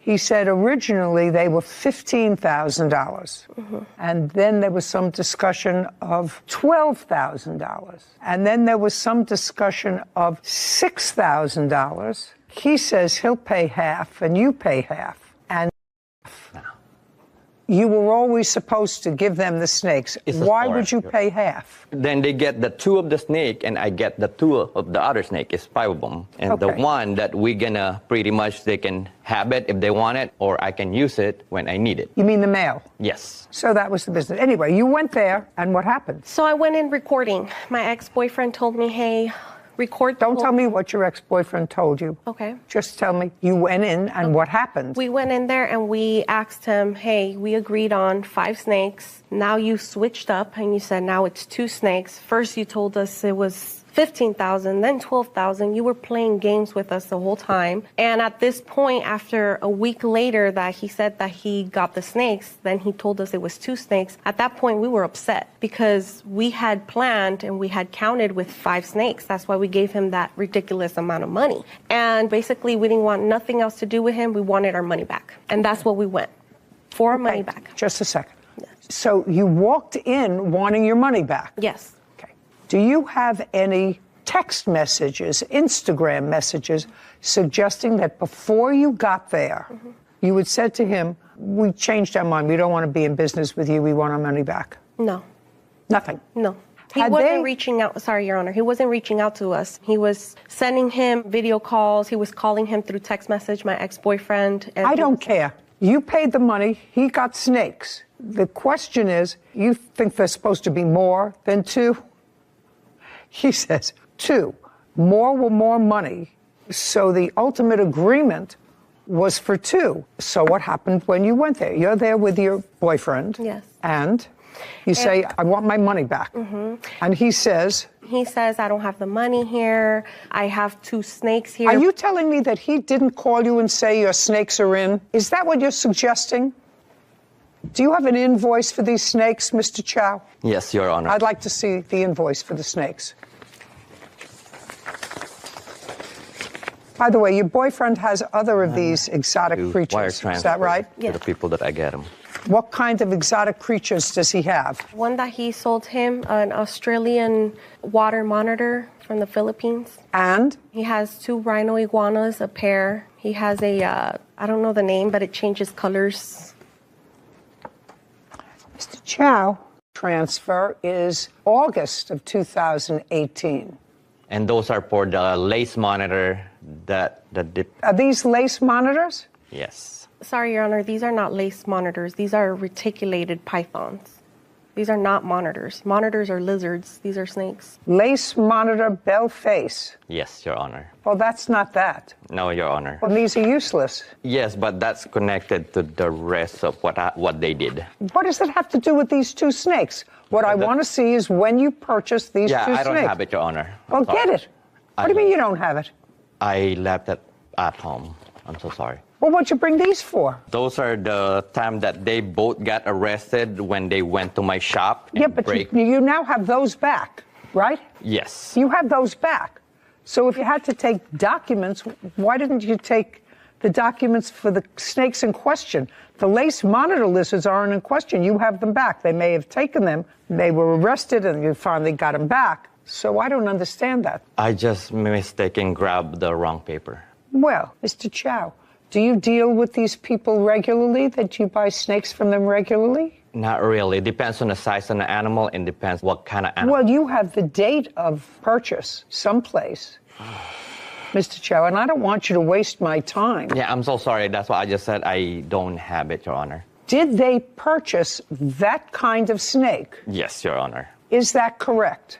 It was 5 snakes, Your Honor. Don't give me 5. That type of snake. Oh, yes, the reticulated python, yes. And the one that's outside is the same, correct? Yes. And you did not purchase baby snakes. No. You wanted full-grown snakes because they were a business. You wanted them able to be... breeding. Okay. Should have brought the paperwork. And you went in there that day in November because you had changed your mind. Yes, and on top... Yes. Because you had changed your mind. Yes. That's the answer. You had changed your mind. You can give me a whole bunch of excuses, and you told him you changed your mind, you want your money back. And he said no, because I ordered the snakes, and I got them in, and they're yours. Contract is completed. I'm merely holding your property. And then there was a kerfuffle. As well, can we have, receipt? How much did you really pay for them? No, that's not your business. That's not your business, how much you really paid for them. He made a deal. You paid him. If he got them for $2,000 and you paid him $10,000, that's nothing. The kerfuffle, let's draw this down to its most simple English. You wanted your money back and you wanted to cancel this contract. Yes, it's just when we arrived, those weren't the snakes that we ordered. These were the breed of it, is the ones that he was putting here on Instagram, which I have, which is not those. So we ordered something and we got something else. So is what you're telling me, you went there to pick up your because now it's changed. You went there to pick up your snakes. When you got there, they turned out to be a different... It's breed. It's like the... pythons, right? Yes. They're pythons, but it was a different kind of python. Now you're telling me because it was a different python, you wanted your money back. Yes, because it wasn't what we paid for. It's like we paid for a Ferrari and we got a Toyota, basically. It's basically You know nothing about pythons, so you're taking your cues from your boyfriend because that's his strong suit. Is it yours as well? No, I'm just the investor. Right. So your boyfriend had a conversation with him and said, those aren't the snakes that I ordered. Yes. Okay. And I want my money back. Yes. And you said you recorded all this. Yes. I'd like to see it. Exotic pet store owner Brian Chow of wrongfully keeping money for a snake breeding business. Brian says he fulfilled their agreement and claims Cassandra stole property from his store. And you said you recorded all this. Yes. I'd like to see it. You just press play. Which one? Oh, right here. And then you press that. This one? Yes. Okay. Ready? Mm-hmm. You guys just want to do the money back. Yeah. The 10,180 in total, and then money on top of that for lending you the money and everything. I didn't see that coming. Yeah, because we didn't see this coming. You just kept on giving us a runaround and a runaround. Oh, no, what? About the mail. Remember that? No, that's why I'm waiting for the mail to be delivered. I don't have the mail. Yeah, but remember you had told us that the guy had it because he had to leave and he had to gut out because he has surgery and all that stuff. Yeah. We gave you the money right there and then. You don't understand what mission we had to go I through. didn't know. I don't mind getting you guys your money back, but I don't have cash. If you want it right now, I don't have it. We told you we want to do business correct, and you just keep on giving us another day and another day. You told us as soon as we give you the money, the snake was going to be here. Yeah, it's not about me, it's the guy. It's not me. I'm just buying the snake from a different guy. And then another thing where you messed up, you said 5 snakes for 6,000, and you come at me with 4 and you wasted my money. Yeah, and I told you that he gave me only 4 snakes, the big giant. Yeah, and why would you waste money if I told you to get the 5 snakes? If you worry about the last one, I can pay for it. It's a mail that we don't need. But I have to do all this, so I have to get like this for you to do that? No, bro. How can I trust you now? Bro, the 4 snake is right here. I'm gonna go get something. What's wrong with you, bro? I'm just asking you. Let's talk. No, we're not gonna talk. I told you don't with me. I don't talk with you, bro. Dog. Why? What's that's wrong? Because we gave you a lot of money. We're talking about over $10,000, and you're just giving us the runaround. First, you told us 5 snakes. This is what we can do. I'll take it. And when you get the money, I'll give it back. Yeah, female too. Oh, no. Oh, no? All right, well. Come on, bro. You're looking at a 15 grand. I told you, don't play with me. I don't play with You don't even have the money right now. Open them up, man. I got the half of the money. Open them up. I'm trying to talk to you, bro. No, there's no more talking because we gave you the money right here and then. That's unprofessional. You're trying to scam us, and you don't do that to people like that. I didn't. How did I scam you? Before I open it. You're telling me that you don't have the money. I have half of the money because I'm waiting for the snake. Bro, if you guys gonna get arrested. There's no arrested. We're just getting what you took from us. Over $10,000. I'm trying to talk to you. Over $10,000. Open it. I'm trying to told you. No, we try to talk to you. You're telling us you're gonna have the money. I have everything in video. I don't care. You can record me, bro. All right, so are you gonna You don't play with people's money. You can call whoever you want. $15,000. This is 15 grand. We don't care. Can you call a copy, please? No. All right, watch out. Back away. I told you, don't play with my money. What are you doing? What do you mean? He owes me money. I don't care. He owes us money. He owes us money. He owes us money. They're gonna deal with it. We don't believe. Now I'll play that video, please.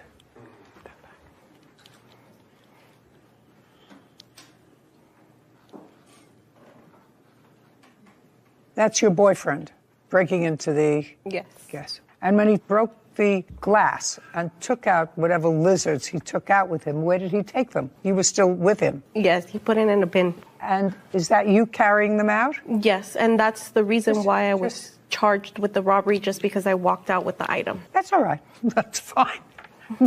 That's a co-conspirator. Ultimately, the lizards that you took were returned to you. Yes, Your Honor. And it seems, Mr. Chow, at the beginning of this case, I must acknowledge to you that I was sympathetic to your position, that they had ordered snakes. You ordered them, you got them, Yes, Your Honor. and then the contract is completed. Uncross your arms. No, I'm so sorry. But it's clear from the tape that the plaintiff played for me that you acknowledged that you did not fulfill your end of the contract, that you were blaming your inability to fulfill your end of the contract on some third party. Is that what I heard in the tape? I mean, you know, my hearing's not really acute, but that's what you said. I have no control. I can give you back half your money, but I can't give you back all your money. So the contract was not complete. It was complete because they supposed to get only 2 snakes. I didn't see anywhere where it says just 2 snakes. There was a whole bunch of conversation there about the male snake, and you were supposed to deliver to them the male snake. And you said, I don't have that money now, but I can get that money for you. I can give you the first money. I don't have the second money. It was clear that the contract was not complete unless you have something to show me that it was. But what I heard, it was not. That doesn't mean that Ms. Duenas has the right to break your property and to steal property that belongs to you. What they do is they come into a court and say, you have my money. The contract was not fulfilled. I want my money back. That's what you do. Are you in the business of breeding snakes for your store? Yes, Your Honor. And if we were to go on the internet now, Yes, Your Honor. how much would one of those snakes, which is 6 or 7 years old, according to you, sell for? Right now, this size you... For whatever reason. If you put up that snake on the internet for sale, how fast would it take you to sell it? I'll say like about a month and a half. They're rare. Yes. Is that right? That's what you're saying. It's rare and is just not a lot of people will acquire that much money. Even though they can sell the babies. And how many babies do they have? In a year, they can do from 30 to 50. And each one of the 30 to 50, you can sell for $3,500. Yes. I suggest you do that. She gets her $10,000 back. Judgment for the plaintiff in the amount of $10,000. We're finished. Thank you very much. This court is adjourned. I'm very happy, and I'm happy that she was able to see herself that the defendant got caught multiple lies. They're just a customer. He wasn't truthful since the beginning. Ever since we invested. They bought a snake. I just want to give their snake, but they don't want to take it. And it's very sad how nowadays you can't trust in anybody. I think one great lesson that a lot of people can take away from that is you have to know the business that you're investing in. I can appreciate she was sort of doing it for her boyfriend and he had the knowledge about the exotic animals, but that's her money at the end of the day. And if you're going to put your own hard-earned money on the line, it should be a business that you at least put in the time to learn about. To understand. Exactly. So that you don't have to rely on somebody else to make the right decisions. Who's going to be gone tomorrow? Exactly. Exactly. And your money who potentially could, and then you're left on your own, having to sue and navigate a field that you really know nothing about. Smart. And it was also an example of a contract that was not fully executed. Mm-hmm. I actually thought when I started the case that there was an offer, an acceptance, you performed, paid the money, got the snakes, and then you can't change your mind. Once you get it, you say, well, I changed my mind. But that's not what happened. Nope. And her video demonstrated that that's not what happened because Mr. Chow started to waft. Well, it's not my fault I don't have your mail. It's another guy, and I would give it to you, but I can't give it to you as soon as I get it, you know. Yeah. So he did not deliver on the contract. So I had very little compulsion other than to say, you don't have to take the snake and you get your money back. Yeah. Anyway.